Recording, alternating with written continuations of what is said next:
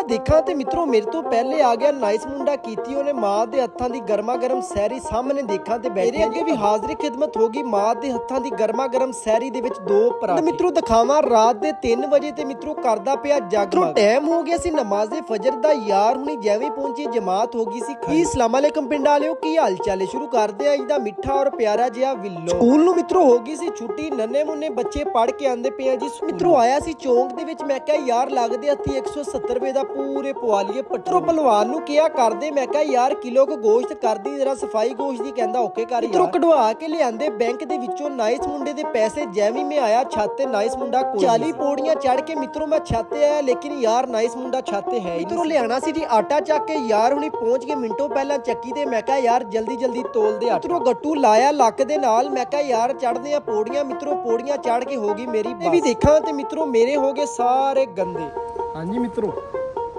ਤੁਸੀਂ ਤਾਂ ਰਹਿ ਗਏ ਹੁਣੇ ਹੈਰਾਨ ਕਿ ਇਹਨੂੰ ਸੂਟ ਕਿਵੇਂ ਲੱਭ ਗਿਆ ਨਵਾਂ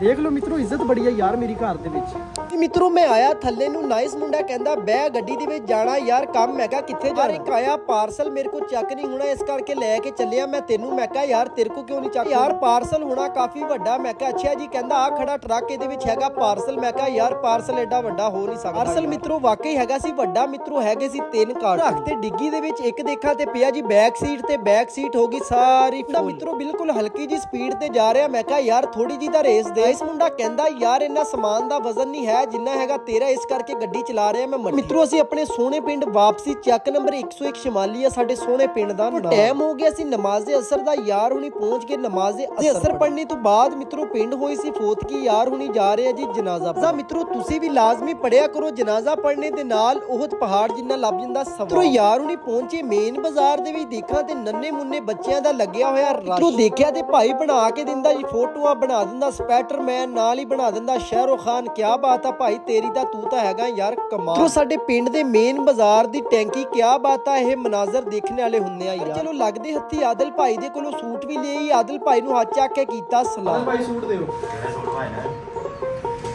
ਅੱਛਾ ਨਾ ਮਾਰੋ ਸੂਟ ਦਿਓ ਮੇਰੇ ਮੈਂ ਭਾਈ ਕਿੱਧਰ ਮਾਨਾ ਮਾਨ ਤੇਰਾ ਮਹਿਮਾਨ ਵੀ ਪ੍ਰੂਫ ਹੈ ਕਿੱਥੇ ਦੇ ਗਿਆ ਕਿਹਨੂੰ ਦੇ ਗਿਆ ਸੂਟ ਪੁੱਤਰ ਮੇਰੇ ਕੋਲ ਬਲੌਗ ਪਿਆ ਪੂਰਾ ਤੇ ਬਲੌਗ ਪਿਆ ਦਿਖਾ ਦੇ ਬਲੌਗ ਜੇ ਤੂੰ ਬੜਾ ਕਸਟਮਰ ਮੇਰਾ ਉਹ ਨੈਟ ਪੈ ਗਈ ਨਹੀਂ ਹੈ ਸੂਟ ਦੇ ਯਾਰ ਮੈਂ ਇੱਥੇ ਪਾਣਾ ਕੱਲ ਨੂੰ ਈਦ ਆ ਯਾਰ ਈਦ ਕਿਹੜੀ ਗੱਲ ਦੀ ਆਪਣਾ ਤੂੰ ਸੂਟ ਤਾਂ ਦੇ ਕੇ ਜਾ ਤੇਰਾ ਸੀਗਾ ਯਾਰ ਤੂੰ ਕਰਾਂ ਕਰਨ ਆ ਗਿਆ ਆ ਦੇਖ ਲੈ ਮੇਰਾ ਨਾਮ ਲਿਖਿਆ ਹੋਇਆ ਸੂਟਾਂ ਤੇ ਹਮਲਾ ਤਾਂ ਤੇਰਾ ਨਾਮ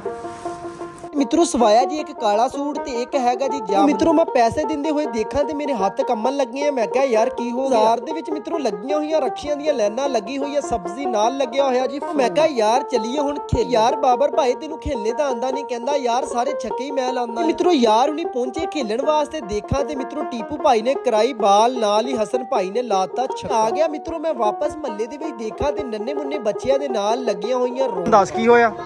ਮਾਰ ਨੂੰ ਮੈਚ ਚੈਲੰਜ ਮੈਚ ਕਿਹਦੇ ਨਾਲ ਆ ਐ ਮੁੰਡੇ ਨਾਲ ਜੀ ਬੜਾ ਆਕੜ ਦਾ ਕਹਿੰਦਾ ਮੈਚ ਲਾਓ ਜਿੱਤੇਗਾ ਤੂੰ ਇਹਦੇ ਕੋ ਇਨਸ਼ਾਅੱਲਾ ਤੂੰ ਜਿੱਤੇਗਾ ਇਹਦੇ ਕੋ ਚਲੋ ਜੀ ਟਰਾਫੀ ਬਣਾਈ ਹੋਈ ਆ ਟਰਾਫੀ ਆ ਅੱਜ ਮੈਂ ਕਿਹਾ ਯਾਰ ਜਾ ਕੇ ਦਿਖਾਈਏ ਇਤਕਾਫ ਦੇ ਵਿੱਚ ਜਿਹੜੇ ਜਿਹੜੇ ਬੈਠੇ ਆ ਖੁੱਲੇ ਦੇ ਵਿੱਚ ਮਿੱਤਰੋ ਰਹਿ ਗਿਆ ਸੀ ਥੋੜਾ ਜਿਹਾ ਟਾਈਮ ਇਤਕਾਫ ਵਾਲਿਆਂ ਨੇ ਵੀ ਦਸਤਰਖਾਨ ਤੇ ਰੱਖ ਲਿਆ ਜੀ ਖਾਣ ਪੀਣ ਵਾਲਾ ਸਮਾਨ ਜਿਵੇਂ ਯਾਰ ਹੁਣੀ ਪਹੁੰਚੇ ਘਰ ਯਾਰਾਂ ਦੇ ਅੱਗੇ ਹਾਜ਼ਰ ਖਿਦਮਤ ਹੋ ਗਏ ਗਰਮਾ ਗਰਮ ਚਾਵਲ ਉੱਤੇ ਪਾਈ ਹੋਈ ਮਿੱਤਰੋ ਮੱਠੀ ਜੀ ਆਵਾਜ਼ ਦੇ ਨਾਲ ਡੱਬੇ ਦੇ ਵਿੱਚੋਂ ਚੱਕ ਲਈ ਜੀ ਇੱਕ ਅਜਵਾ ਖੁਦਰ ਮਾਰਾ ਤੇ ਮਿੱਤਰੋ ਬੈਠੇ ਆ ਜੀ ਮੇਰੇ ਅੱਬੂ ਜੀ ਰੋਜ਼ਾ ਖੁੱਲਿਆ ਰੋਜ਼ਾ ਮਿੱਤਰੋ ਯਾਰਾਂ ਨੇ ਸ਼ਰਬਤ ਪੀਤਾ ਯਕੀਨ ਕਰੋ ਠੰਡ ਪੈ ਗਈ ਸੀਨੇ ਦੇ ਅੱਜ ਮੈਨੂੰ ਦਿਓ ਇਜਾਜ਼ਤ ਆਪਣਾ ਖਿਆਲ ਰੱਖਿਓ ਨਮਾਜ਼ ਕਾਇਮ ਕਰਿਓ ਪਾਕਿਸਤਾਨ ਜ਼ਿੰਦਾਬਾਦ।